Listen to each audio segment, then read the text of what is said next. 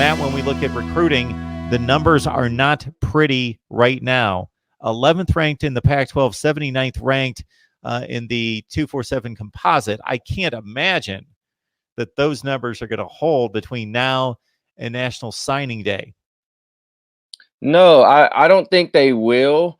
What's crazy about it right now, when you look at USC and recruiting, is this is probably the worst we've seen in the internet era from the Trojan recruiting wise. Just trying to figure out just what's going on. I mean, we've seen. We've seen parents. I don't know if you've seen Kendall Milton's dad take to Twitter and say, "Yeah, USC was on top of the list for Milton, but with their coaching, they're not quite up to par with the other schools such as Alabama and Georgia and Clemson." Now, Kendall Milton's from California. You're losing kids for this exact reason. They feel like they are better prepared when they go out of state, or they're better prepared when they go away from USC, and they're winning games. They get to compete for national championships. USC can barely compete for the Pac-12 South. Now, that's saying something right there. I just think that I don't think it'll hold. I think there are some surprises that USC will land come National Signing Day. I think we won't see much with early signing day. I don't think much is going to happen there. But I think come National Signing Day, I don't think USC will be dead last in recruiting. However, I don't think they'll reach the top 5 in recruiting in conference.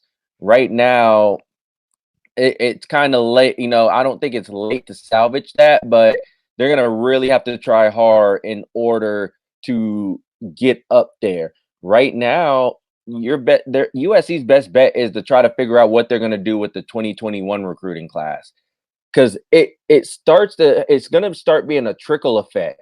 And if they don't get things changed, it could get worse and worse and worse by the time 2021, 2022 rolls around. And that's where you're going to have a lot of your talent.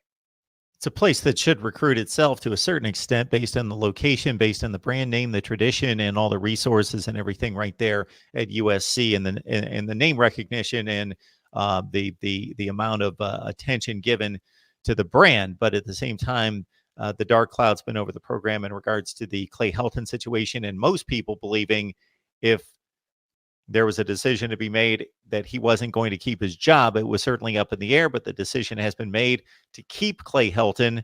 Therefore, at least there's that stability, but at the same time, that's not necessarily the decision that most people would have made. And so USC looking at, again, a situation where they have a lot of advantages, but not able to take advantage of those components as we look toward National Signing Day, and a low ranking for them. They're going to need to make up a lot of ground, and as you outlined, Matt, probably will to a certain extent between January and February as we head toward that first Wednesday. But most of the big players are being signed in the early signing period, and USC in trouble there. Shop Amazon. Use the link in the description section below. Help us build the channel. Christmas is coming, so just use the link. It's the same shopping experience. We got Matt Lowry on the line from Conquest Chronicles to break down USC football. Matt, we appreciate you stopping by. Maybe we can have you back after National Signing Day, this early signing period, to see how the class looks at that point, and then also break down the Hawkeyes a little bit further. Most definitely. It's going to be an interesting time just for USC football, and it's going to be a crucial time for USC football moving forward.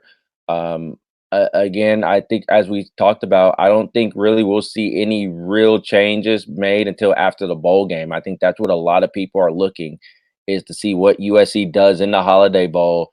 And then after that, it's a matter of what happens from there. Where does USC go from there after that?